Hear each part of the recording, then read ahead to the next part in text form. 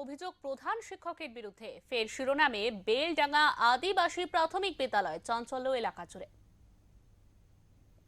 বিদ্যালয় চত্বরে নেশাদ্রব্য সেবন থেকে শুরু করে ছাত্রছাত্রীদের পচা মাংস খাওয়ানোর অভিযোগে একাধিকবার সংবাদ শিরোনামে উঠে এসেছে জামুরিয়ার বেলডাঙ্গা আদিবাসী প্রাথমিক বিদ্যালয়। আর সেই সমস্ত ক্ষেত্রে অভিযোগের আঙুল বারবার উঠেছে প্রধান শিক্ষকের দিকে। অভিভাবকদের রোষের মুখে এবং প্রশাসনিক চাপে নিজের ভুল স্বীকারও করেছেন প্রধান শিক্ষক রামকৃষ্ণ মুহুরী।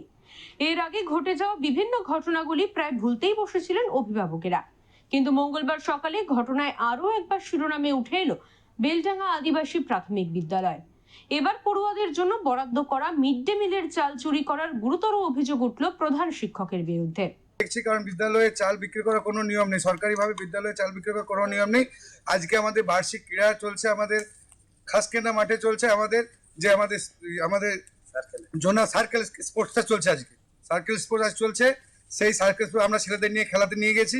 এখনই আমি এখানকার গার্জেন থেকে খবর পেলাম যে আপনাদের বিদ্যালয়ে চাল চুরি হয়েছে। আমি এখনই ছুটে আসছি। এই তো চুরিটা কে করছিল? আমাদের হেড স্যারের কাছে চাবি ছিল, হেড স্যারের কাছে। এবার হেড স্যার কিভাবে করেছে আমাদের জানা নেই। আমরা এখন বিদ্যালয়ের মাঠে ছিলাম, খেলার মাঠে ছিলাম, এখনই আমি আসছি। এই মুহূর্তে সাধারণ লোক যেটা বলছে চালটা খারাপ হয়ে গেছে বলে বিক্রি করছে, এটা কি করা যায়? কোনো নিয়ম নেই, বিদ্যালয়ের চাল বিক্রি করার সরকারিভাবে কোনো নিয়ম নেই।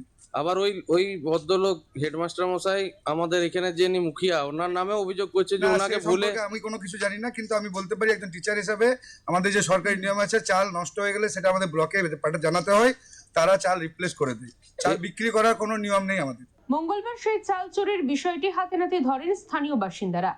আর এই ঘটনাকে কেন্দ্র করে ফের একবার বিক্ষোভের আগুন জ্বলে উঠল বিদ্যালয় চত্বরে।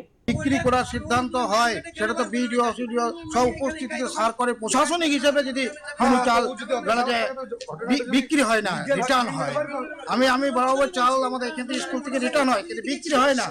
ইনি বলছেন, মাস্টার বলছেন যে বিক্রি করে স্কুলের কিছু কাজে লাগাবো। এই ধরনের স্কুলে কাজে লাগাবো, ঠিক আছে, মানলাম।